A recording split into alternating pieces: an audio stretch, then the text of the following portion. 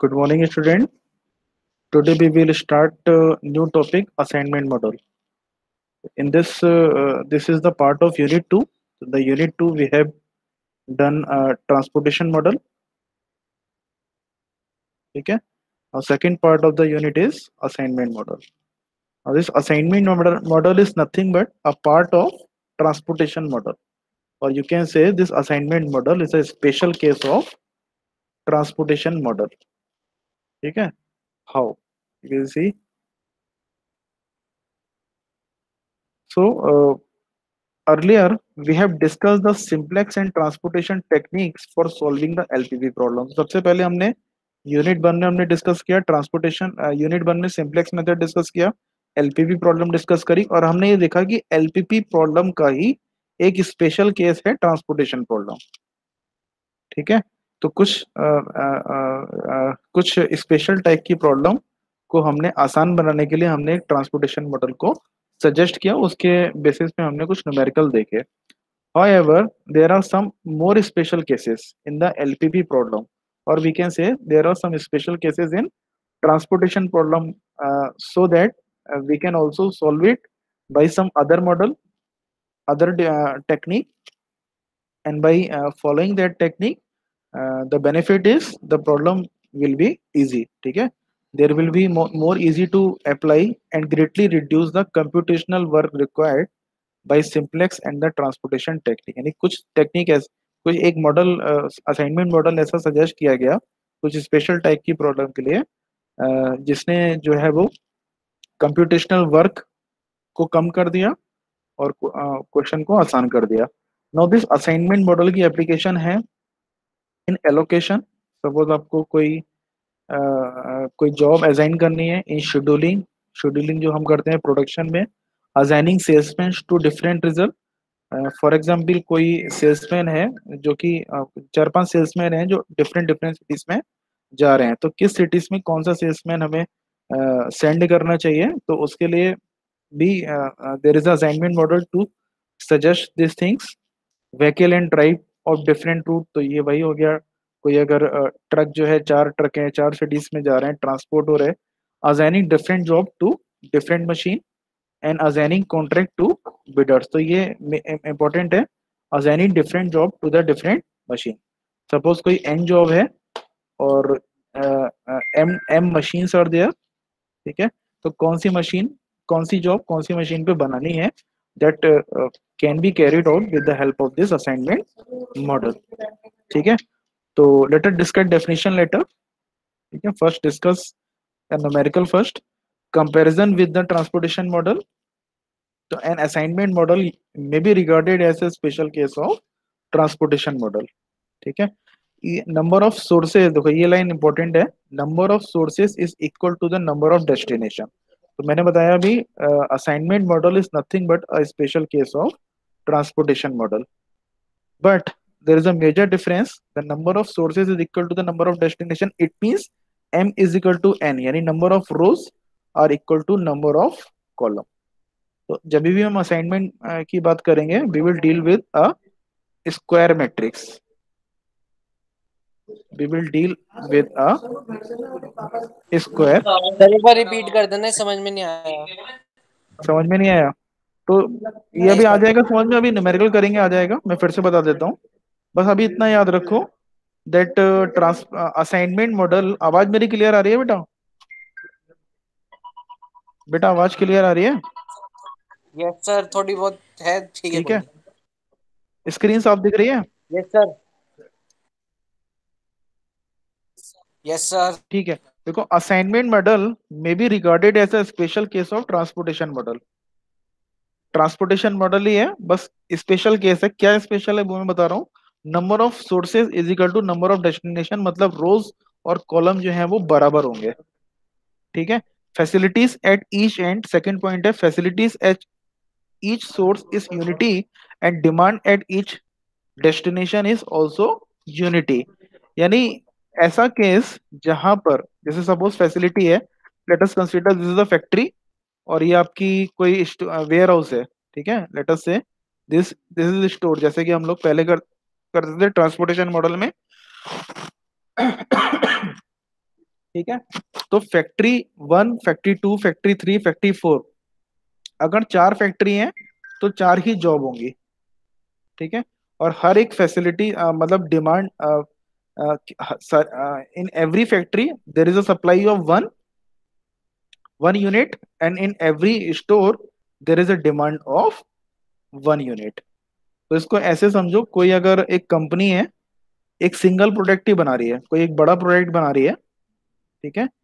Suppose 1, 2, 3 there are, उस company की 4 factory हैं, यहाँ पर एक बड़ा प्रोडक्ट बना रही है। वन इन एवरी फैक्ट्री केवल एक ही प्रोडक्ट बन रहा है, और हर स्टोर पे S1, S2, S3 और S4, और हर स्टोर पे एक ही की ही रिक्वायरमेंट है। The only difference is that अगर मैं फैक्ट्री टू से स्टोर नंबर 3 में अगर ट्रेवल करूंगा तो कॉस्ट डिफरेंट है। फैक्ट्री 2 से स्टोर नंबर 4 पे अगर ट्रेवल करूंगा तो कॉस्ट इज डिफरेंट। केवल इतना इतना डिफरेंस है। ठीक है, समझ रहा हूँ मेरी बात? केवल ये कॉस्ट मैट्रिक्स है, ये अलग है। बाकी डिमांड और सप्लाई जो है वो बराबर है। तो अगर इस तरीके का कोई प्रॉब्लम आ जा रहा है, या इस तरीके का मतलब इसके अलावा भी सिमिलर टाइप का अगर कोई क्वेश्चन आ रहा है, तो हमें ट्रांसपोर्टेशन मॉडल लगाने की जरूरत नहीं है, क्योंकि ट्रांसपोर्टेशन मॉडल में हम जानते हैं, हम पहले वोगस अप्रोक्सीमेशन लगाते थे, फिर मोदी मेथड लगाते थे, और वो बहुत ज्यादा लेंदी मेथड हो जाता था। तो उस लेंदी मेथड सी वहां से भी हो जाएगा, जो हम प्रॉब्लम यहाँ पर डिस्कस करेंगे वो वैसे भी हो जाएंगी अगर हम यूनिट सप्लाई और यूनिट डिमांड मांग लेंगे, मान के चलते हैं। बट उसे लगाने की जरूरत नहीं है। इस तरीके की प्रॉब्लम के लिए एक अलग मॉडल दिया गया, that is called assignment model. That model is called assignment model. ठीक है। तो let us discuss a numerical first. Sir हाँ, सर आप जैसे बोल रहे हो कि दोनों सेम है, दोनों मेथड से हो सकता है, जो पुराने वाला है और ये वाला दोनों सेम है। बिल्कुल। आप तो सर देखोगे हम ना, जो आप प्रॉब्लम देखोगे तो ये इस जैसे क्वेश्चन का मैं आंसर आ बता रहा जाएगा। हूँ, जो जो पिछले वाले क्वेश्चन है इस वाले मेथड से हो जाएंगे।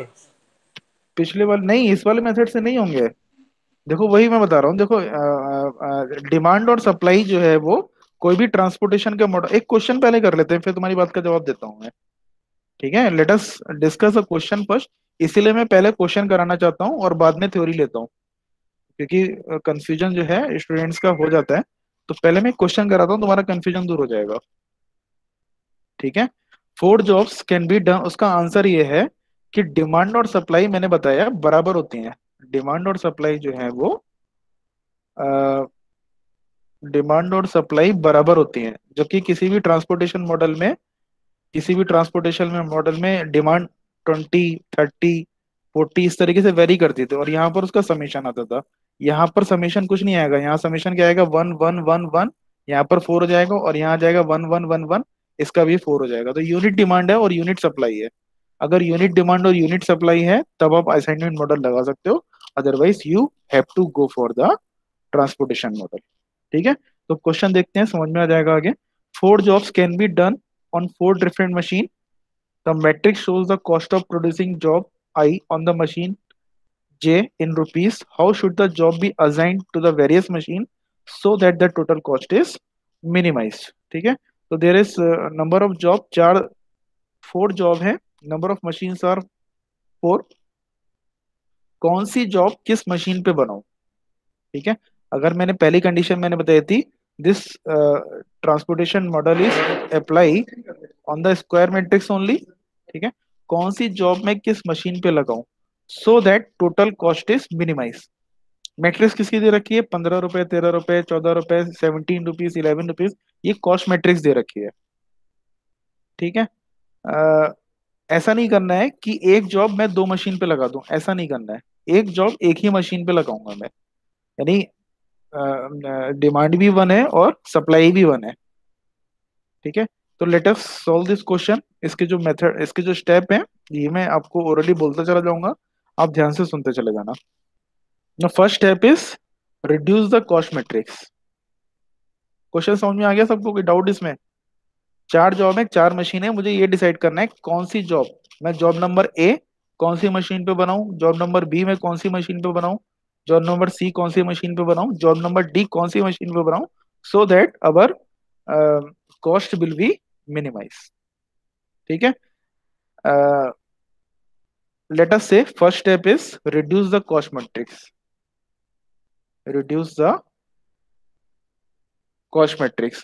तो cost matrix ये हमारी है, पहले हम करेंगे, इसमें करेंगे बाय रो ऑपरेशन और फिर हम करेंगे बाय कॉलम ऑपरेशन. तो करना है क्या है, what is the minimum element in the R1. R1 में मिनिमम एलिमेंट क्या है, 13. रो नंबर 1 में मिनिमम एलिमेंट है, सॉरी मैक्स, हाँ मिनिमम एलिमेंट है 13. तो इस मिनिमम एलिमेंट को मैं माइनस कर दूं in each and every cell of the row 1. तो लेट अस से यहाँ पर यहाँ सॉल्व करते हैं हम. मिनिमम एलिमेंट इज 13, तो 15 minus 13 is equal to 2, 13 minus 13 is equal to 0, 14 minus 13 is equal to 1 and 17 minus 13 is equal to 4. आ रहा है समझ में?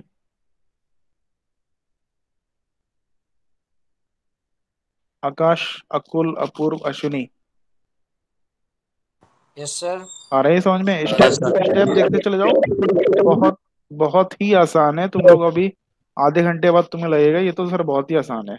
बस स्टेप देखते चले जाओ जो मैं बोल रहा हूँ, और जब एक क्वेश्चन समझ जाओगे तो कंसेप्ट भी समझ में आ जाएगा. तो 2014 13 मिनिमम एलिमेंट हो गया. 2014 आ गया पहली रो में. In row number 2 what is the minimum element, 11.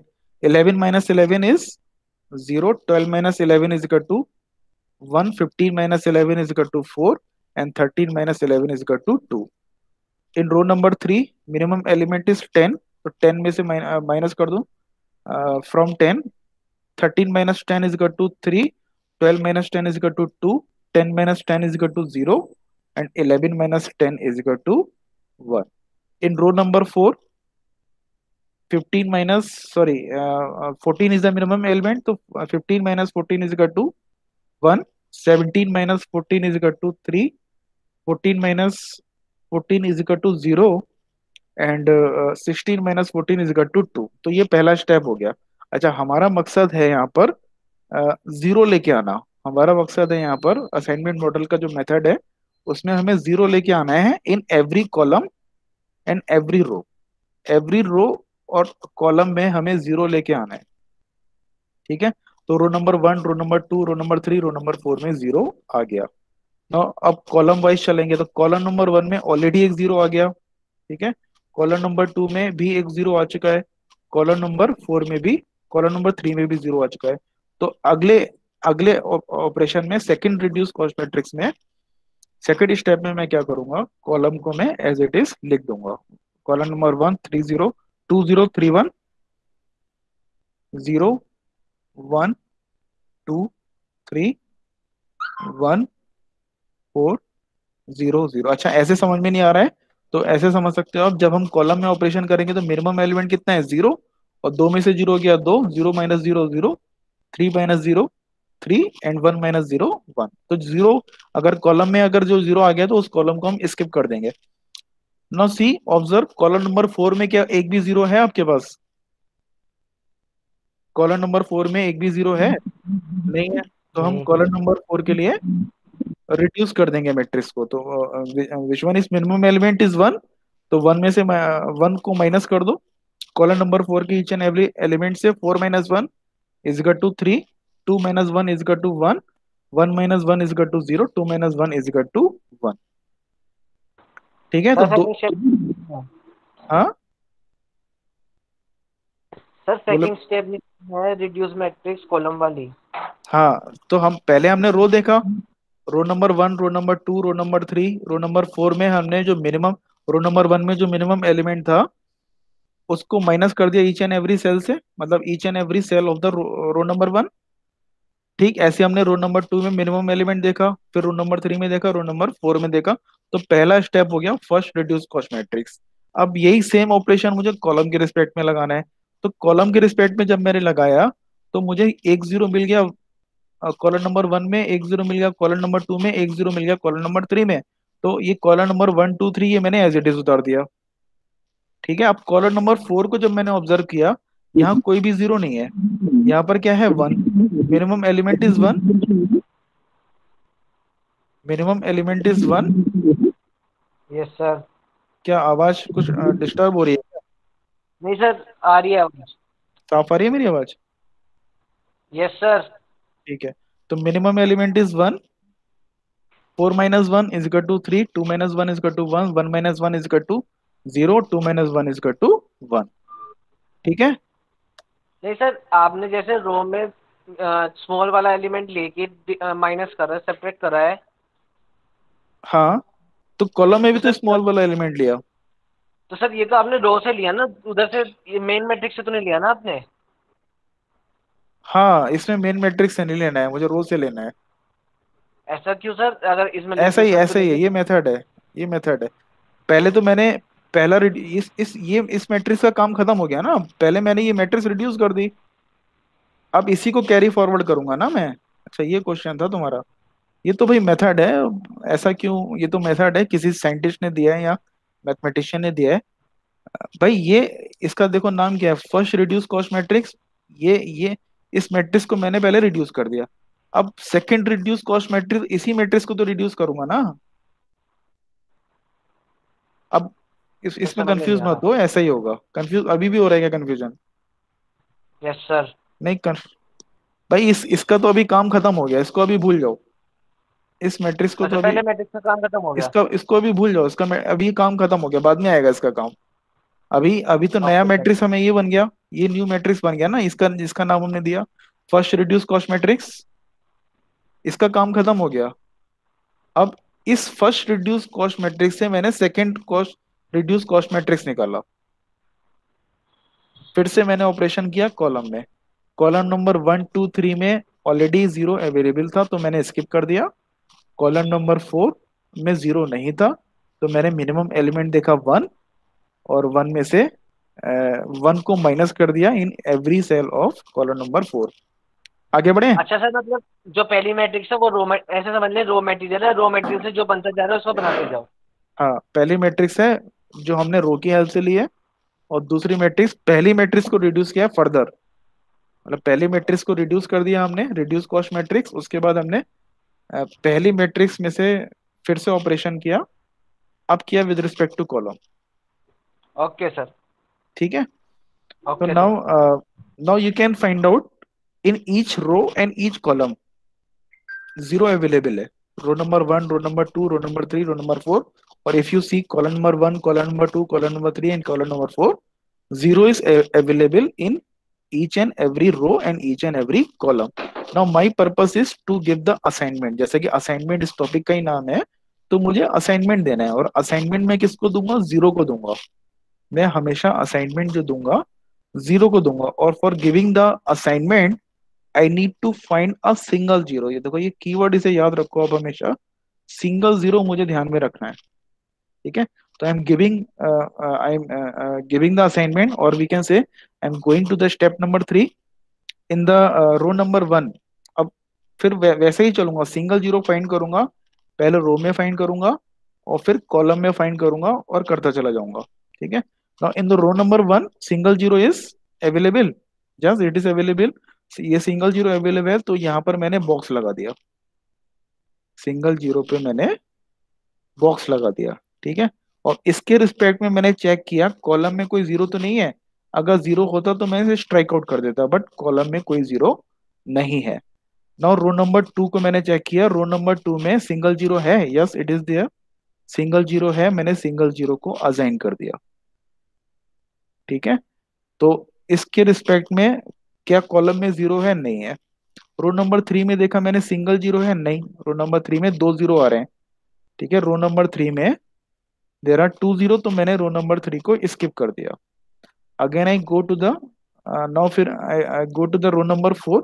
Row number 4 में मुझे सिंगल जीरो मिल गया। जहां सिंगल जीरो मिला वैसे ही मैंने उसे बॉक्स बना दिया, यानी असाइनमेंट दे दी। अब देखो, यहाँ सिंगल जीरो मिल गया मुझे, मैंने असाइनमेंट दे दी। इसके रिस्पेक्ट में जो कॉलम है उसे मुझे स्ट्राइक आउट करना पड़ा।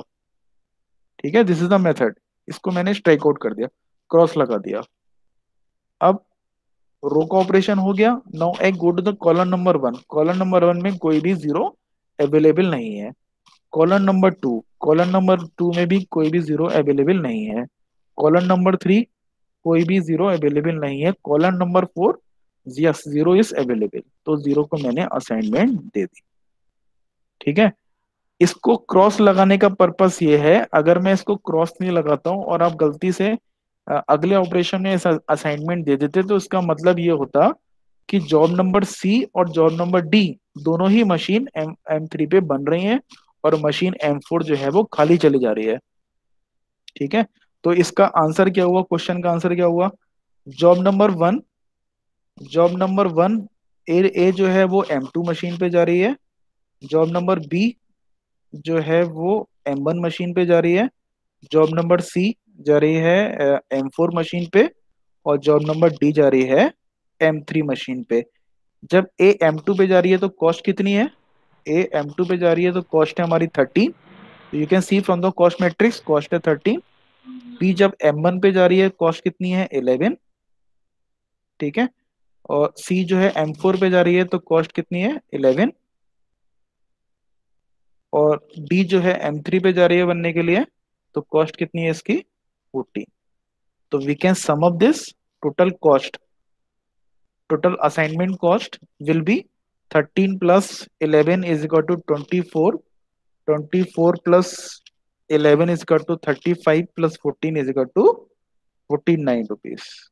ये आंसर हो गया हमारा। ठीक है, 2 नंबर का क्वेश्चन हो गया, ये आंसर आ गया। यहां तक कोई दिक्कत है तो पूछ लो। सर हम यस M4 को भी सर। तो कर सकते थे स्ट्राइक आउट। हाँ, रो 3 में आप M4 को भी तो करके स्ट्राइक देखना, आउट कर सकते। आप स्ट्राइक आउट करके देखना, 49 से ऊपर आएगा आपका आंसर, मिनिमम कॉस्ट नहीं आएगी। ठीक है, तो आप सर करके हमें देखना उसे स्ट्राइक आउट, उसे तो सर स्ट्राइक आउट हमें क्या करके पता देखोगे। मतलब। नहीं सर नहीं, अरे यार, ये तुम्हारा काम थोड़ा है, ये तो जिसने असाइनमेंट मॉडल दिया है उसको हेड, उसकी हेडक है ना कि वो मिनिमम कॉस्ट लेके आएगा। पहले यहाँ तक देखो, इसको ऐसे समझो, चलो इसको मैं स्ट्राइक आउट नहीं कर रहा हूँ, इसको ऐसे समझो, जैसे तुम्हारा जो सवाल है मैं उसी का जवाब दे रहा हूँ। आपको मतलब नहीं है किसी भी मैथमेटिशियन ने जो भी मॉडल दे रखा है मैथमेटिक्स लगा रहा है, इसका मतलब आप लोग अभी ऑप्टिमाइजेशन का मतलब नहीं समझे। ये जो क्वेश्चन आ रहा है ना, इसका मतलब ये है कि आप इस सब्जेक्ट का मतलब नहीं समझे। देखो फॉर एग्जाम्पल, आप कह रहे हो कि भाई मैं तो नहीं मानूंगा ये असाइनमेंट मॉडल, तो मैं क्या करूंगा, ए जॉब जो है वो M1 पे बना दूंगा, बी जॉब है वो M2 पे बना दूंगा। इतना दिमाग कौन लगाए भाई? आप suppose you are a production engineer, ठीक है, आप कहोगे ये क्या, इतना असाइनमेंट मॉडल मुझे तो नहीं लगाना, इतना दिमाग मुझे नहीं लगाना। सी को आपने बना दिया M3 पे, और डी को बना दिया M4 पे। अच्छा, रिपीट नहीं कर सकते आप, अगर आप सी, इसको स्ट्राइक आउट करने का पर्पस यही है कि आप जॉब नंबर सी अगर बना रहे हो तो वो M3 और M4, मतलब M3 पे आप 2 जॉब नहीं बना सकते। अगर आप M3 पे 2 जॉब बना दोगे, सी और डी बनाओगे, तो M4 तो खाली चली जाएगी, और अगर खाली चली जाएगी तो ये प्रोडक्शन लॉस ही है एक तरीके से। ठीक है, तो कंपनी का घाटा कर रहा हो। Assignment model is applicable to only that problem which is having a square matrix, और स्क्वायर मैट्रिक्स का मतलब है एक की डिमांड है और एक की सप्लाई है। यहाँ पर एक की डिमांड है और एक की सप्लाई है। मशीन नंबर 1 पे एक की डिमांड है, मशीन नंबर 2 पे एक जॉब की डिमांड है, मशीन नंबर 3 पे एक जॉब की डिमांड है, मशीन नंबर 4 पे एक की डिमांड है, और जॉब की और हर और जॉब की जो सप्लाई है वो 1-1 है। ठीक है, इसीलिए this model is applicable to the square matrix only. Now see, ये तो हो गया 15। अब इसका जरा एडिशन करो आप, 15 प्लस 12 प्लस 10 प्लस 16 कितना आएगा बताओ? 6 प्लस 2 प्लस 13 का 3, 1 कैरी हो गया, 53। तो देखो कितना, आप अगर अंदाजे से आप लगाते इसका असाइनमेंट करते तो 53 रुपए का खर्चा होता। अगर आपने ये मेथड अडॉप्ट किया असाइनमेंट मॉडल में जो किसी मैथमेटिशियन ने सजेस्ट किया था, तो अल्टीमेटली ये 4 रुपए आपने बचा लिए, कंपनी के 4 रुपए बचा लिए। ठीक है, वो क्लास में। ठीक है भाई, समझ में आई ये बात, नहीं आई? यस सर, आ गया। कौन पूछ रहा था? आकाश, बताओ। Yes sir. ठीक है, आप जो आप कह रहे थे ना कि आपने ऐसा क्यों किया, हम इसको ना देके इसको दे देते। आप आप कुछ भी, आप इसे मॉडल को मानो ही मत, आप देख के देखना। ठीक है, इसने तो जो मॉडल दिया है वो सिंगल जीरो के हिसाब से इसने कंसेप्ट दिया है। आप इसको नहीं मानना है मत मानो, आप मान के देखना, 49 से ऊपर जाएगा आपका जो आंसर आएगा। दिस ही there are so many answer, इसका एक आंसर नहीं है। As a subject told this operation research is nothing but, जैसा पहले लेक्चर में मैंने बताया था, this is nothing but the optimization technique. तो आपने ऑप्टिमाइजेशन किया है. ऑप्टिमाइजेशन का मतलब है पैसे आपने बचाए हैं कंपनी के with in the available resources. तो रिसोर्सेज तो वही है, M1 M2 M3 M4. आपने कोई नई मशीन तो खरीदी नहीं, लेकिन उसके बाद भी 4 रुपए बच गए. This is the nature of this subject. By doing some mathematics we are able to give some more profit और वी आर. सर आवाज नहीं आ रही आपकी. हेलो, आवाज आ रही है? आवाज यस सर. क्या आवाज तो आनी चाहिए बेटा. यस सर, आ रही है आवाज तो. किसको नहीं आ रही है? तो हेडफोन लगाए हुआ हूँ. भाटिया को नहीं आ रही सर, भाटिया को.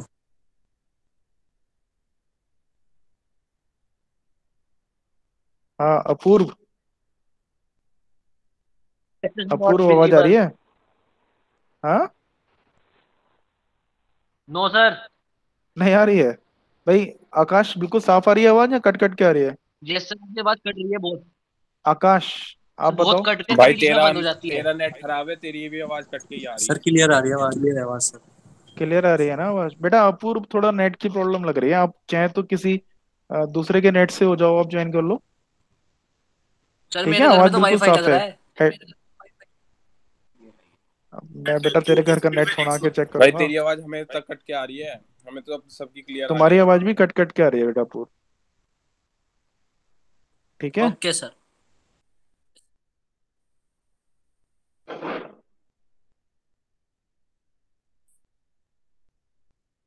ठीक है, ठीक है. नेक्स्ट आगे बढ़ते हैं.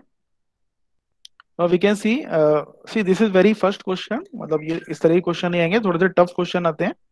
We will see. It is a special type of linear programming problem. It deals in allocating the various resources or item to the various activity in one row to one basis in such a way that time or cost involved is minimized and the sales or profit is maximized. ठीक है, तो वही बताया है कि ये transportation problem का special case है. कॉस्ट को मिनिमाइज करना है और अगर प्रॉफिट दे रखा है तो प्रॉफिट को मैक्सिमाइज करना है. फॉर एग्जाम्पल मैनेजर में like to know which job should be assign to which person. तो मशीन की जगह में भी worker number 1, worker number 2, worker number 3 भी हो सकता है. तो कौन सी जॉब मैं किस वर्कर को दूं, क्या किस मैन पावर को दूं, so that it will be completed in shortest possible time. तो कई बार हो सकता है कि कॉस्ट मैट्रिक्स ना देके टाइम की मैट्रिक्स गिवन हो. प्रोडक्शन में टाइम की मैट्रिक्स गिवन हो, तो टाइम की मैट्रिक्स अगर गिवन है तो time is also proportional to the money. ठीक है, जो जॉब अगर आप 10 मिनट में बना रहे हो 8 मिनट में बनाओगे तो 2 मिनट का, if you are doing some time saving to the company, it is equal to the money saving. ठीक है, तो प्रोडक्शन टाइम को रिड्यूस करना भी एक पर्पस होता है. तो जो भी मेथड हमने अभी पढ़ा, that method is called Hungarian method. ठीक है, इन दिस हंगेरियन मेथड सी पहला जो काम होता है वो वही होता है जो ट्रांसपोर्टेशन की प्रॉब्लम में हम लोग देखते थे. If the number of rows are not equal to the number of column. तो अगर नॉन स्क्वायर मैट्रिक्स है तो first we need to make a square matrix. Square matrix बनाने लगे हम डमी रो और डमी कॉलम हम ऐड करते हैं. तो that we will see later on. ठीक है, तो इस क्वेश्चन में ऐसी कोई दिक्कत नहीं थी. स्क्वायर मैट्रिक्स थी तो कोई भी डमी रो और डमी कॉलम ऐड करने की जरूरत नहीं पड़ी. Then we go for the second reduce cost matrix. Then we go for the first reduce cost matrix. Then we achieve second reduce cost matrix. Then we start giving the assignment. तो assignment देने के समय हमने क्या किया, हमने zero को box किया और जो उसके रिस्पेक्ट में other it is in the row और कॉलम, बाकी जो जीरो थे उसे क्रॉस आउट कर दिया. ठीक है, तो हमें ये ध्यान रखना है, if there is a no single zero in any row और column of the reduce, then arbitrarily choose the row or column having the minimum zero. And no single zero in any row. अगर कोई single zero नहीं है, ठीक है, आपने सारी रो को चेक कर लिया और सारे कॉलम को चेक कर दिया, आपको सिंगल जीरो नहीं मिल रहा है, तो आप आर्बिट्रेटली चूज कर सकते हो. तो आर्बिट्रेटली चूज करोगे तो वो मल्टीपल ऑप्टिमल का केस हो जाएगा, वो हम बाद में डिस्कस करेंगे. ठीक है, अगर 0-0 में टाई हो जाता है तो कौन सा जीरो हम असाइन करें. अगर ये टाई वाली सिचुएशन आती है तो वो मल्टीपल ऑप्टिमल का केस हो जाता है, वो हम देखेंगे बाद में. ठीक है, वो यहाँ पर लिखा है मैंने. जब आर्बिट्रेटली चूज करते हैं तो that is the case of multiple optimal. ठीक है, now very important thing, if no optimum solution is found, ठीक है, we will discuss this in second question, if no optimal solution is found then go for the next step. ठीक है, तो next step क्या होगा, mark row to those column where no this how you we will go to the next step. Again I am skipping this theory क्योंकि ये theory अभी समझना मुश्किल है। ठीक है, इस थ्योरी पे मैं बाद में आऊंगा, let us do a question first. ठीक है, तो there are some theory I have skip some theory, तो उस थ्योरी पे मैं बाद में आऊंगा, पहले एक क्वेश्चन और देख लेते हैं। और जो हंगेरियन मेथड है, assignment model is nothing but a Hungarian method. बहुत सारे मॉडल हैं, असाइनमेंट मॉडल भी कई सारे हैं, 2 या 3 मॉडल आपको किताब में मिल जाएंगे, but the best adopted model is Hungarian method. तो सबसे ज्यादा जो यूनिवर्सली अडॉप्ट किया गया ये हंगेरियन एल्गोरिथम हमने अडॉप्ट करी। ठीक है, तो उसके कुछ स्टेप हमने देख लिए। Now other step we will see in this question. ठीक है, तो लेट अस से in the following job machine problem how should the job be assigned to the various machine so that total cost is minimum। वैसा ही question है, 4 job है ABCD और 4 machine है PQRS, तो कौन सी जॉब में कौन सी मशीन पे बनो। ठीक है, तो क्वेश्चन मैंने फिर से यहाँ पर लिख लिया, रिपीट कर दिया, 5 7 11 6। नाउ अब मुझे बताते चलते हैं आप लोग which one is the minimum element in this row number 1, 6 sorry 5 is the minimum element in row number 1, तो 5 - 5 इज 0। ठीक है, हमें क्या करना है, फर्स्ट रिड्यूस कॉस्ट मैट्रिक्स निकालनी है, 7 - 5 इज इक्वल टू 2। सी मुझे इंटरप्ट कर देना, बहुत इंपॉर्टेंट क्वेश्चन है, अगर ये क्वेश्चन समझ में आ गया तो ये समझ लो ये टॉपिक आपको बिल्कुल क्लियर हो जाएगा। ठीक है, जहां प्रॉब्लम आए मुझे इंटरप्ट कर देना। 7 - 5 is equal to 2, 11 - 5 is equal to 6, 6 - 5 is equal to 1। Minimum element in the row number 1, row number 2 is 5, तो 5 को माइनस कर दिया मैंने सारे एलिमेंट से, 8 - 5 is equal to 3, 5 - 5 is equal to 0, 9 - 5 is equal to 4, 6 - 5 is equal to 1. Minimum element in the row number 3 is 4. 4 - 4 is 4. 4 - 4 is 0. 7 - 4 is 3. 10 - 4 is 6. And 7 - 4 is 3. A minimum element in row number 4, it is 3. 10 - 3 is equal to 7. 4 - 3 is equal to 1. 8 - 3 is equal to 5 and 3 - 3 is equal to 0। ठीक है, ये समझ में आया सबको? थोड़ा response करो, देखते जाओ कुछ कैलकुलेशन मिस्टेक ना हो जाए। अगर कुछ कैलकुलेशन मिस्टेक हो गई तो पूरा क्वेश्चन बेकार हो जाएगा। ठीक है, सही किया है? Yes sir. Now check the column number 1 in this matrix. Check the column number 1। Column number 1 में ऑलरेडी 0 है तो मैं एज इट इज उतार दूं, 0 3 0 7। कॉलम नंबर 2 में ऑलरेडी 0 है तो मैं ऐसे उतार देता हूँ, 2 0 3 1। कॉलम नंबर 3 में देखो 0 अवेलेबल नहीं है तो मैं क्या करूंगा, मिनिमम एलिमेंट मैंने देख लिया 4, मिनिमम एलिमेंट इज 4, तो मैंने 4 को माइनस कर दिया, 6 - 4 is equal to 2, 4 - 4 is equal to 0, 6 - 4 is equal to again 2 and 5 - 4 is equal to 1। Column number 4 में ऑलरेडी 0 अवेलेबल है तो मैंने इसे एज इट इज उतार दिया, 1 1 3 एंड 0। ठीक है, तो after the second reduced matrix it is ensured that it has ensured that in every row and column we have at least 1 0। एक 0 आ गया। now I can start step number 3। I will start starting the assignment देना मैं चालू करता हूँ। now observe the row number 1। जैसे ही single 0 मिले आपको उसे तुरंत बॉक्स कर देना है, यानी उसे मुझे असाइनमेंट देनी है। ठीक है, in the row number 1 I found single 0 and with respect to row number 1 column में जो 0 है वो मैंने स्ट्राइक आउट कर दिया, ताकि एक मशीन पे मैं 2 जॉब गलती से ना बना दूं। ठीक है, तो कॉलम नंबर 1 का मैंने 0 स्ट्राइक आउट कर दिया। Now see row number 2। Row number 2 में 2 0 है, मैंने स्किप कर दिया।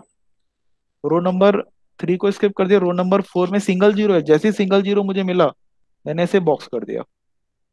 ठीक है। now column number 1, observe this column number 1, ऐसे ही चलना है, रो कॉलम जब तक कि पूरी असाइनमेंट ना हो जाए। कॉलम नंबर 1 कोई भी जीरो अवेलेबल नहीं है। कॉलम नंबर 2, कॉलम नंबर 2 में है, कॉलम नंबर 2 में सिंगल जीरो अवेलेबल है, मैंने इसको बॉक्स कर दिया और इसके रिस्पेक्ट में जो जीरो आ रहा था उसको स्ट्राइक आउट कर दिया। ठीक है। Column number 3, column sir number column 3, 2 के रिस्पेक्ट में तो है ही नहीं सर, एक ही तो जीरो है कॉलम नंबर 2 के रिस्पेक्ट में। कॉलम नंबर 2 के रिस्पेक्ट में जीरो है तो मैंने उसको बॉक्स कर दिया ना।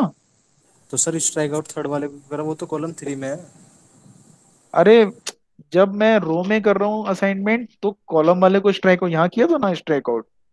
जब मैं रो को असाइनमेंट कर रहा हूँ तो रिस्पेक्टिव कॉलम को मुझे जीरो करना है, और जब मैं कॉलम में असाइनमेंट कर रहा हूँ तो रिस्पेक्टिव रो वाले को क्रॉस आउट करना है। नहीं आया ओके समझ में? सर, आ गया। आ गया ना। तो जब मैं रो में असाइनमेंट दूंगा तो मुझे कॉलम में देखना है कोई जीरो तो नहीं है, और जब मैं कॉलम में असाइनमेंट दूंगा तो मैं रो के रिस्पेक्ट में स्ट्राइक आउट करूंगा। ठीक है। उस पर्टिकुलर जहां पर मैंने असाइनमेंट दिया है, जिस असाइनमेंट की लोकेशन क्या है, कॉलम भी है और रो भी है, रो नंबर 2 के रिस्पेक्ट में देख लिया मैंने ये जीरो आ रहा है, इसको मैंने स्ट्राइक आउट कर दिया। ठीक है। अब कॉलम नंबर 4 में कोई भी जीरो अवेलेबल नहीं है, स्किप कर दिया। नाउ कोई भी जीरो अवेलेबल नहीं है, बट मेरा क्वेश्चन यहाँ पर इनकम्प्लीट है। कैसे है इनकम्प्लीट? नंबर ऑफ असाइनमेंट कितनी है, 3, और कितनी होनी चाहिए थी यहाँ नंबर ऑफ असाइनमेंट? बताओ जरा सोच के, नंबर ऑफ असाइनमेंट होनी कितनी चाहिए थी? 4 होनी चाहिए थी ना। नंबर ऑफ असाइनमेंट कितनी होनी चाहिए थी? और 4 होनी चाहिए थी। तो number of assignment should be equal to either row और कॉलम। ठीक है। तो here number of assignment is equal to 3 which is less than 4। 4 column है और 4 रोज है। It means this lead to an non optimal solution. This lead to an non optimal solution. तो we need to find an optimal solution. ठीक है। तो ये बिल्कुल वैसा ही हो गया जैसे कि हम लोग उसमें करते थे, किसी भी सिंपलेक्स टेबल में करते थे, टेबल नंबर 1 2 3 बनाते थे।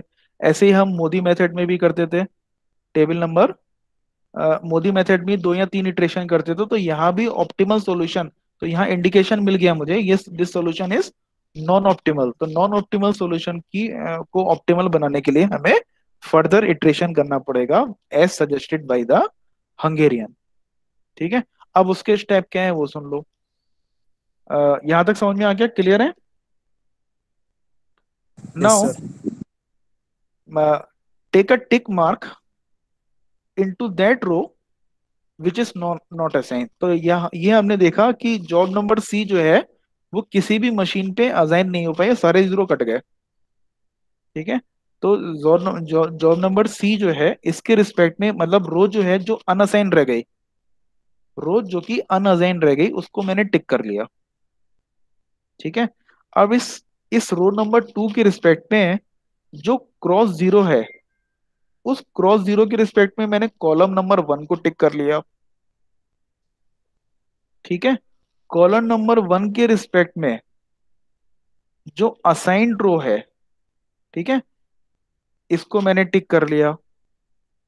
अब इस रो नंबर 1 के रिस्पेक्ट में क्या कोई मुझे क्रॉस जीरो नजर आ रहा है? नहीं नजर आ रहा है, तो ये टिक वाला जो स्टेप है वो पूरा हो गया। ठीक है। तो यहाँ पर हमने इटरेशन स्टार्ट करने से पहले हमने ये टिक टिक लगाया। कैसे लगाया? सबसे पहले मैंने स्टार्ट किया रो से, जहां पर अनअसाइन था, जिस रो में कोई भी असाइनमेंट नहीं हुआ था, रो नंबर 3 में, उसके रिस्पेक्ट में क्रॉस जीरो है, उस कॉलम को मैंने टिक लगाया। और इस कॉलम नंबर 1 के रिस्पेक्ट में असाइन जीरो के रिस्पेक्ट में मैंने रो नंबर 1 को टिक लगाया। अब रो नंबर 1 में मैंने चेक किया क्या कोई क्रॉस जीरो है, नहीं है, तो मैंने ये टिक वाला जो इटरेशन है ये मेरा पूरा हो गया यहाँ पर। ठीक है। नाउ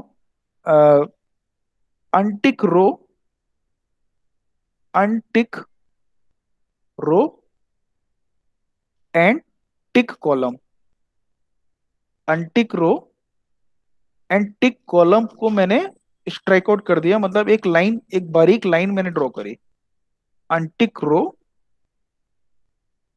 अनटिक रो यानी row number 2 and row number 4, and tick column, tick column कौन सा है, रो नंबर 1। ठीक है, यहां तक आ गया।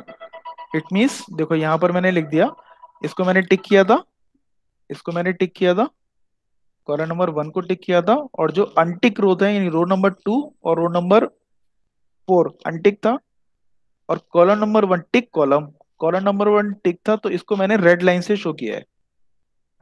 ठीक है, now to start the iteration number 1, iteration number 1 start करने के लिए इसने, हंगेरियन ने क्या कहा, जो रिमेनिंग पोर्शन है, दिख रहा है सबको यहाँ पर, जो रिमेनिंग पोर्शन है 2 to 1, 2 to 1 एंड 3 to 3, जो कि जहां पर कोई भी लाइन ड्रॉ नहीं हो रही है, 2 to 1, 3 to 3, इस रिमेनिंग पोर्शन में मिनिमम एलिमेंट कितना है, 1, 2 to 1, 3 to 3 में मिनिमम एलिमेंट कितना है, 1। ठीक है, तो 1 को मैं माइनस कर दूं, किससे, जो रिमेनिंग एलिमेंट है उनमें से उनको मैं माइनस कर दूं, यानी यहां पर क्या आ जाएगा, यहां पर आ जाएगा 2 minus 1 is equal to 1, 2 minus 1 is equal to 1, 1 minus 1 is equal to 0, 3 minus 1 is equal to 2, 2 minus 1 is equal to 1, 3 minus 1 is equal to 2। ठीक है, जो भी इंटरसेक्शन हो रहा है, ये सारे थ्योरी के स्टेप हैं जो पीपीटी में मैंने लिख रखे हैं। ठीक है, जो भी इंटरसेक्शन पॉइंट है, यानी जहां पे दो लाइनें आपस में मीट कर रही हैं, जो मैंने स्ट्राइक आउट करी है रेड कलर से, जो इंटरसेक्टिंग पॉइंट है, उसमें आप माइनस, उसमें आप प्लस कर दो वो क्वांटिटी जो आपने अभी माइनस करी है। अभी आपने माइनस कितनी करी है, 1, तो वो क्वांटिटी प्लस कर दो। तो इंटरसेक्टिंग पॉइंट कौन से हैं, जहां पर ये लाइन जो है वो प्लस का साइन बना रही है, कर रही है, एक तो ये हो गया 3, और ये इंटरसेक्टिंग पॉइंट हो गया 7। तो 3 + 1 इज इक्वल टू 4, और 7 + 1 इज इक्वल टू 8। आ गया भाई यहां तक समझ में,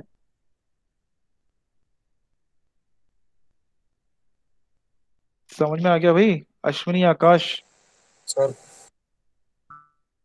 ठीक है, बाकी के एलिमेंट अब एज इट इज उतार दो, यहाँ 0 आ रहा है, यहाँ 0 आ रहा है, यहाँ 0 आ रहा है, 0 0 1, यहाँ आ रहा है 1, यहाँ पर आ रहा है 1, और यहाँ आ रहा है 0। तो इस एलिमेंट को, बाकी को एलिमेंट को आपने एज इट इज उतार दिया। Now start giving the assignment. ठीक है, अब आपने असाइनमेंट देना है। Now you can see in row number 1 single zero है, 0 0 नहीं है सिंगल जीरो। थोड़ा सा भाई रिस्पॉन्स करो, मुझे मैं समझ नहीं पा रहा हूँ कि तुम लोग को समझ में आ रहा है या नहीं। Yes sir. रिस्पॉन्स करो, रो नंबर 1 में क्या सिंगल जीरो है, नहीं है। रो नंबर 2 में क्या सिंगल जीरो है, नहीं है। नहीं है। रो नंबर 3 में है सिंगल जीरो। नहीं है। तो जैसे ही सिंगल जीरो मिला मैंने असाइन कर दिया। तो रो में मैंने असाइन किया तो रिस्पेक्टिव कॉलम को मैंने क्रॉस आउट कर दिया। रो नंबर 4 में देखो सिंगल जीरो है, yet yes it is there. तो जैसे मुझे रो नंबर 4 में सिंगल जीरो मिला, मैंने रिस्पेक्टिव कॉलम का जीरो क्रॉस आउट कर दिया। ठीक है, अब देखो रो नंबर, अब रो का ऑपरेशन हो गया। मैं कॉलम में क्या करूंगा, कॉलम नंबर 1 में कोई भी जीरो अवेलेबल नहीं है, कॉलम नंबर 2 में एक जीरो अवेलेबल है, सिंगल जीरो अवेलेबल है, तो मैंने इसे असाइनमेंट दे दिया। तो जैसे ही मैंने इसे असाइनमेंट दिया, इसके रिस्पेक्ट में जो रो है उसको मैंने स्ट्राइक आउट कर दिया। अगेन वही प्रॉब्लम आ गई, number of assignment is equal to 3। Number of assignment, कोई भी जीरो अवेलेबल नहीं है, अब किसी को असाइनमेंट में दे नहीं सकता। Number of assignment will remain 3, यानी again this lead to a non optimal solution. Non optimal solution यानी मुझे एक इटरेशन और करना पड़ेगा, ये तब तक इटरेशन करना पड़ेगा जब तक कि ऑप्टिमल सॉल्यूशन मुझे ना मिल जाए। अगेन आई स्टार्ट इटरेशन, तो मैं यहीं पर स्टार्ट कर देता हूँ। वैसे आप एग्जाम में जैसे करोगे तो अगला अगला एक मैट्रिक्स आपको बनाना पड़ेगा। ठीक है, तो मैं यहीं पर स्टार्ट कर रहा हूँ। Iteration number 2, now you can see which one is unassigned row, row number 1, तो मैंने टिक कर दिया, रो नंबर 1 को मैंने टिक कर दिया। ठीक है, तो रो नंबर 1 को जब टिक किया तो इसके रिस्पेक्ट में क्रॉस जीरो क्या है, इसके रिस्पेक्ट में कॉलम नंबर 1 में एक जीरो आ रहा है जो कि क्रॉस आउट है। ठीक है, तो इस क्रॉस आउट जीरो पे मैंने टिक लगा दिया, मतलब कॉलम नंबर 1 पे टिक लगा दिया। कॉलम नंबर 1 के रिस्पेक्ट में which one is assigned zero, row number 3 में असाइंड जीरो है तो यहां भी टिक लगा दिया। अब रो नंबर 3 में क्या कोई क्रॉस जीरो है, नहीं है, तो ये टिक वाला ऑपरेशन यहाँ एंड हो गया। अब मैं क्या करूंगा, अनटिक रो, यानी रो नंबर 2 और रो नंबर अनटिक सर रो समझ में नहीं नंबर, आया ये टिक टिक वाला ऑपरेशन। टिक वाला ऑपरेशन समझ में नहीं आया, थोड़ी सी दिक्कत होती है एक क्वेश्चन में। ठीक है,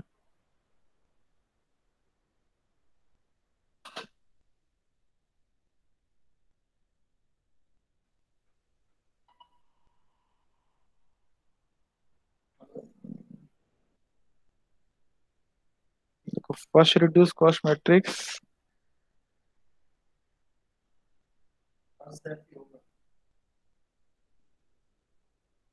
एक minute, let me check this 0221, 0221 यहाँ 0110 4001 02212811 ठीक है, यहाँ देखो थोड़ा सा मैंने गलत कर दिया था, फिर से देखो, ध्यान से देखो, row number 1 it is unassigned, row number 1 unassigned है, ये समझ में आ रहा है। Yes sir. Row number 1 is unassigned, तो यहाँ पर मैंने टिक कर दिया।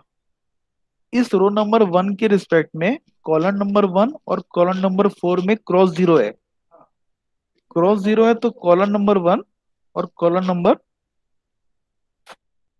पहले कॉलम नंबर 4 स्किप हो गया था। ठीक है, कॉलम नंबर 1 और कॉलम नंबर 4 में क्रॉस जीरो है, तो मैंने टिक लगा दिया कॉलम नंबर 1 और कॉलम नंबर 4 में। कॉलम नंबर 1 में क्या कोई असाइंड जीरो है, कॉलम नंबर 1 में ये असाइंड जीरो है जिसकी लोकेशन क्या है R3, तो R3 में मैंने टिक लगा दिया। ठीक है, कॉलम नंबर 4 में क्या कोई असाइंड जीरो है, यस R4 में है, तो R4 में भी टिक लगा दिया। R3 और R4 को मैंने ऑब्जर्व किया कि क्या कोई क्रॉस जीरो तो नहीं है, R3 और R4 को मैंने ऑब्जर्व किया, क्या कोई क्रॉस जीरो तो नहीं है, नहीं है, इट मींस ये टिक वाला ऑपरेशन यहाँ पर एंड हो गया। और अगर होता तो सर अगर होता तो फिर लगाता, सपोज यहाँ जीरो होता तो यहाँ फिर लगाता, तब तक लगाता रहता जब, कॉलम में लगाते फिर सर। हाँ बिल्कुल, अगर सपोज यहाँ पर अगर जीरो होता तो कॉलम नंबर 3 में मैं टिक लगाता, तो टिक वाला ये टिक, ये तब तक कंटिन्यू रहेगा जब तक कि रुक नहीं जाता, जब तक कि आपको असाइंड जीरो और क्रॉस जीरो मिल नहीं जाते। बस आपको ध्यान ये रखना है कि जब आप रो पे जब टिक लगा रहे हो तो क्रॉस जीरो देख रहे हो, और जब कॉलम पे टिक लगा रहा हो तो असाइंड जीरो देख रहे हो।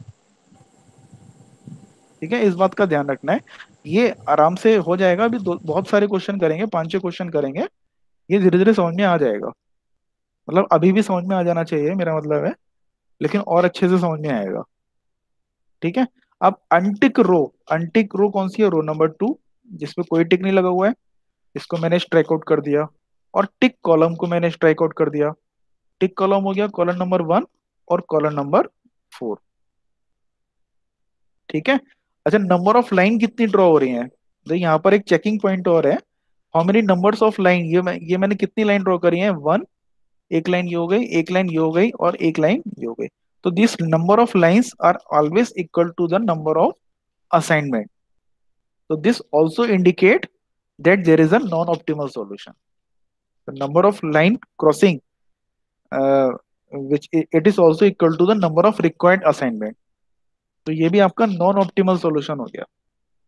ये भी इंडिकेट कर रहे हैं, मतलब अगर नंबर ऑफ लाइन आपकी अगर यहाँ पर 4 आ गई तो ये इंडिकेट करेगा कि आपने टिक वाला ऑपरेशन में कहीं ना कहीं कोई कैलकुलेशन मिस्टेक कर दी, जो कि मैंने अभी करी थी। ठीक है, तो यहाँ टिक और अनटिक, मतलब टिक और ये लाइन बहुत ही ध्यान से ड्रॉ करनी है। नाउ स्टार्ट, इसको इटरेशन नंबर 2 कंप्लीट करते हैं। अब विच वन इज रिमेनिंग पोर्शन, ये रिमेनिंग पोर्शन हो गया 1 1 जो कि क्रॉस आउट नहीं हो रहा है, 1 1 2 1 1 एंड 1, तो मिनिमम एलिमेंट इज 1, तो ये हो गया 0 0, ठीक है, 2 1 1 और ये हो गया 0, ये हो गया 0 और ये हो गया 0, यानी among the remaining portion which one is minimum, minimum है 1, 1 को माइनस कर दो बाकी के रिमेनिंग एलिमेंट से। Now just tell me where is intersection, intersection बताओ किस लोकेशन पे है जहां पर लाइनें क्रॉस हो रही हैं। एक तो ये 4 और 1, तो 4 और 1 में कितना प्लस, जितना माइनस किया है उतना ही प्लस करना है मुझे, तो 4 हो गया, 4 + 1 हो गया 5 और 1 + 1 हो गया 2, ठीक है। तो यहाँ पर अब बाकी का जो रिमेनिंग पोर्शन है वो मैंने ऐसे उतार दिया, ये 0 आ गया, ये 0 आ गया, ये भी 0 आ गया और ये भी 0 आ गया, ठीक है। और ये जो आ गया ये 0 आ गया और ये 8 आ गया, बाकी को मैंने एज इट इज उतार दिया, ठीक है। देखो बहुत सारे 0 आ गए यहाँ पर।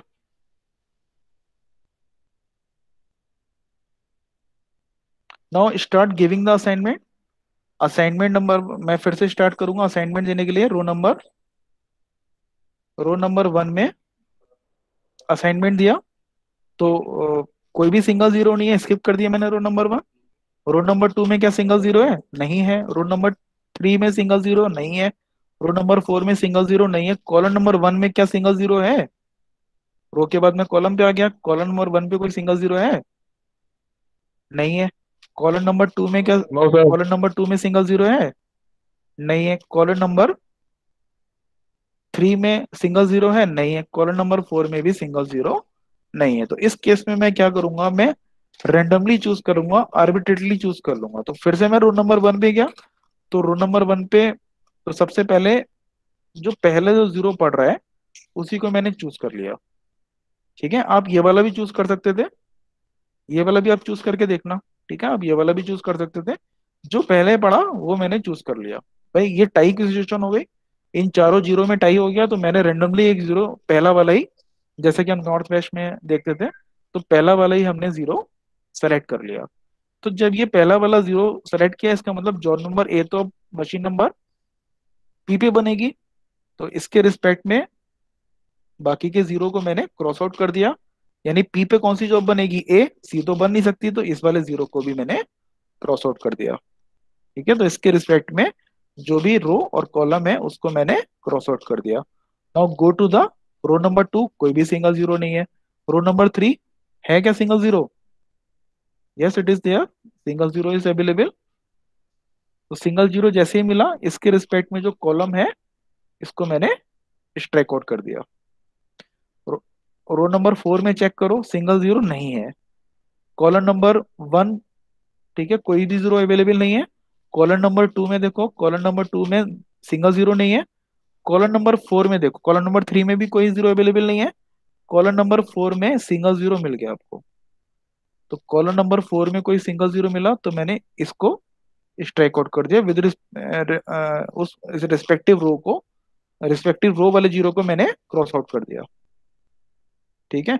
Now again check the row number 1, row number 1 में कोई 0 अवेलेबल नहीं है। रो नंबर 2 में 0 अवेलेबल है, इट इज देयर, ठीक है। तो नंबर ऑफ असाइनमेंट कितने हो गए, 1 2 1 2 3 and 4। Number of assignment is equal to 4 which is needed, ठीक है। 4 ही असाइनमेंट मुझे चाहिए थी, 4 जॉब थी, 4 मशीन थी। It means we have reached to the optimal solution,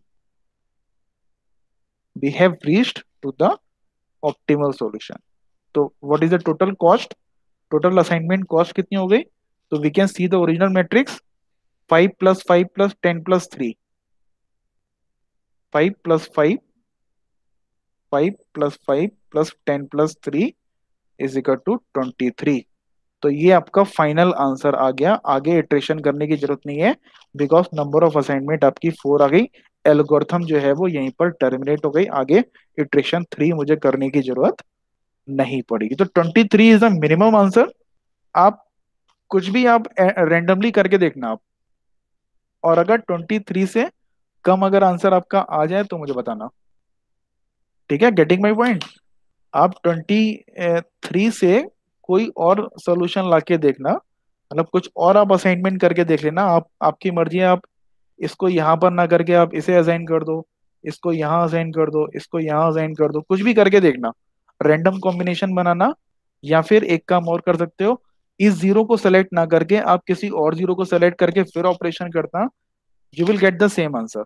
या तो 23 आएगा या 23 से ज्यादा आएगा। तो 23 is the optimal solution which is given by this assignment model. ठीक है भाई, यस सर। तो इसको करके देखना, करके देखना। मतलब कॉन्सेप्ट समझ में आया? पहले ये बताओ, मतलब क्वेश्चन तो अभी बहुत करेंगे, क्वेश्चन तो अभी हमें बहुत सारे करने हैं। The main thing is that concept समझ में आया। तो हंगेरियन मेथड में जो है, यहाँ तक हमने देख लिया था, नॉन ऑप्टिमल सॉल्यूशन जब आएगा तो हम टिक वाला ऑपरेशन करेंगे, ये सब लिखा हुआ है। ठीक है, मैं एक काम करूंगा, इसका जो पीडीएफ है मैं सेंड कर दूंगा, गूगल क्लासरूम पे भेज दूंगा। तो ये सब मार्क हम कैसे कर रहे हैं ये सब थ्योरी में लिखा हुआ है। उसके बाद नंबर ऑफ लाइन हम कैसे ड्रॉ कर रहे हैं, जो कि हमने लाइन ड्रॉ करी थी मार्किंग के बाद। फिर उसके बाद कॉस्ट मैट्रिक्स को रिवाइज किया, यानी 1 को प्लस किया और 1 को माइनस किया, और उसके बाद हमने असाइनमेंट दिया। तो वही स्टेप जो है हंगेरियन मेथड के मैंने सारे बता दिए। It is also written in this PPT also.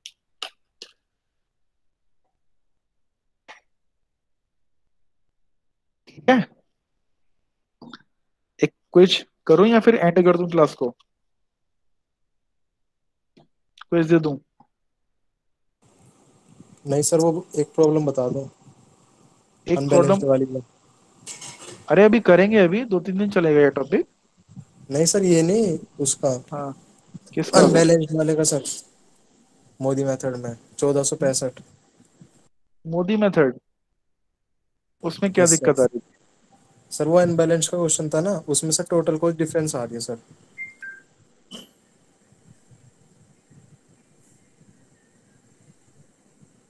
इसमें बताओ पहले, कोई किसी और को दिक्कत तो नहीं है? फिर मैं वो बता दूंगा। यहाँ तक कोई दिक्कत तो नहीं है इसमें? तो ये आ गया ना सबको, कॉन्सेप्ट समझ में? हाँ सर। Yes sir. ठीक है, अब पूछ रहा हूँ मुझसे, 1465 अनबैलेंस वाली थी। हाँ, बताओ क्या पूछ रहा हो बेटा आकाश? सर इसमें पहले अगर हम सर रो वाले में लें। तुम व्हाट्सएप तुमने ही किया था? हाँ सर, मैं नहीं करा था वो। अच्छा, इसका आर यू श्योर कि 1510 आ रहा है? पहले तो ये बताओ। देखो मैंने तो ये हाँ बुक सर, से दो लिया बार था। कर लिया, दो हाँ बार कर कोई लिया सर बात मैंने। नहीं, आपने फिर मोदी मेथड लगाया। सर मोदी मेथड लगने का ही नहीं, इसमें सर पहले सारे पॉजिटिव आ जाते हैं। सारे पॉजिटिव आ जाते हैं? Yes sir. मतलब? Sir C I I minus U I plus V J करेंगे ना सर, उसमें हाँ नेगेटिव हाँ, नहीं आते सर कोई भी। अच्छा अच्छा, सेल एवोल्यूशन मैट्रिक्स। यस तो सर। मुझे तुमने जहाँ किया है मुझे व्हाट्सएप सेंड करना, मैं भी ट्राई करके देखूंगा, कुछ गलती तो नहीं करी आपने? आपने जहाँ ट्राई किया मुझे व्हाट्सएप करके देखना। ठीक है सर, मैं दे दूंगा। ठीक है, सर और इसका जो असाइनमेंट है वो भी मुझे देखना, कि कहीं कुछ ना कुछ मिस्टेक करी होगी आपने। ये वाला नहीं सर, 8। अगर इस रो सर 8 8 आ रहा है ना हाँ हाँ, सर, 8-8 अगर में टाई हो रहा है। रो 4 में करते हैं तो सर 1465 आ रहा है। और हाँ अगर हाँ रो 2 में करते हैं तो सर टोटल हाँ, कॉस्ट डिफरेंस आएगी सर। रो 4 में अगर करते हैं, तो देखो सर यही एक आएगा एक जो आपका आ रहा है सर। एक चीज बता रहा हूँ। 8 और 8, यहाँ पर अगर मैंने अगर इस कंडीशन में टाई होता है तो हम क्या देखते हैं? Maximum allocation. ठीक है, सर 8 8 ये वाला नहीं है सर। ये वाला तो 8 है। एलोकेशन एलोकेशन वाला कह रहा हूँ सर, जो रो और कॉलम को मैक्सिमम देखते हैं ना सर, ये वाला। हाँ ये वाला है ना, तो नहीं इसके रिस्पेक्ट में भी तो मिनिमम एलिमेंट 8 ही है। हाँ सर, मतलब रो रो टू इसके में और रो रिस्पेक्ट, फोर में देखेंगे। रो 2 और रो 4 में सर तो जीरो, या, जीरो है ना सर, जीरो है। अच्छा अच्छा, जीरो है। हाँ ठीक है, सॉरी, जीरो है ये। तो देखो जीरो, जीरो में तो पहले ही हो गया होगा ना असाइनमेंट। तो सर आपने रो फोर में करा है और सर मैंने रो नहीं टू में मैंने, करा है। ठीक है मैं तुम्हें दूसरा कंसेप्ट बता रहा हूँ। देखो कभी, जैसे सपोज ये सपोज इस 8 और 8 में अगर, देख इस क्वेश्चन की बात नहीं कर रहा हूँ मैं, वैसे ही कंसेप्ट बता रहा हूँ। अगर कभी इस 8 और 8 में अगर टाई हो जाए, तो इस 8 को मैं कितना दे सकता हूँ, 20। इस 8 को कितना दे सकता हूँ, इसको भी मैं 20 दे सकता हूँ। ठीक है, लेकिन अगर मैं इसको अगर 30 दे सकता होता, मतलब टाई की दो कंडीशन थी। एक तो टाई होता है आपका मिनिमम कॉस्ट पे, ठीक है, और मिनिमम कॉस्ट में अगर टाई हो जाता है तो मैक्सिमम एलोकेशन देखते हैं। ये बात क्लियर है, पहले ये बताओ मुझे। हाँ सर, मतलब मैक्सिमम देखेंगे कि मैक्सिमम किस में जा मैक्सिमम रहा है। किस में एलोकेशन हो जाएगा। ठीक है, तो भाई ये क्वेश्चन तो मुझे सॉल्व भी करना पड़ेगा। और सर आप इसमें मुझे तो रो व्हाट्सएप टू कर में दे देना। चाहे रो फोर में, देखो दोनों में ऐसा, 50 नहीं देना पड़ेगा सर। हाँ दोनों में दोनों में 50 20 देना जाएगा। पड़ेगा। तो अगेन कंफ्यूजन है। अब तुम्हारा क्वेश्चन ये है कि सर आपने रोल नंबर 4 क्यों सेलेक्ट किया। तो मैंने रोल नंबर 4 इसलिए सेलेक्ट किया क्योंकि मैंने बुक से उठाया होगा। तो मैंने अगर बुक हाँ से सर, उठाया लेकिन होगा तो मैंने बुक से टोटल उठा के कॉस्ट, कर दिया होगा। टोटल कॉस्ट डिफरेंट आएगी ना सर अगर टोटल कॉस्ट रो टू में। डिफरेंस, डिफरेंस आ रही है तो मोदी मेथड में रिवाइज हो जानी चाहिए। मेरा नहीं तो सर, ये लेकिन था। वहाँ सब पॉजिटिव आ रहे हैं, C I I minus U I plus B sir. हाँ तो आप मुझे व्हाट्सएप कर देना, मैं देख लूंगा। ठीक है और सर। उसकी कैलकुलेशन एक बार देख लूंगा, मुझे व्हाट्सएप कर देना। मतलब ये वोगल्स अप्रोक्सीमेशन मेथड जो आपने लगाया है वो भी व्हाट्सएप करना, और जो मोदी मेथड से आपने सेल एवोल्यूशन मैट्रिक्स लगाया है वो भी मुझे व्हाट्सएप करना। ठीक है। ठीक है सर। ओके चलो। सर। हाँ बताओ बेटा। सर आपने यूनिट फर्स्ट का असाइनमेंट चेक कर लिया? मिड फर्स्ट का बेटा असाइनमेंट चेक करने का टाइम ही नहीं है। सर आजकल बिल्कुल ड्यूटी लगी है, एग्जाम क्वेश्चन बता एग्जाम दो सर चल जो रहा है। है। सिंप्लेक्स वाली बात कर रहा हो तुम।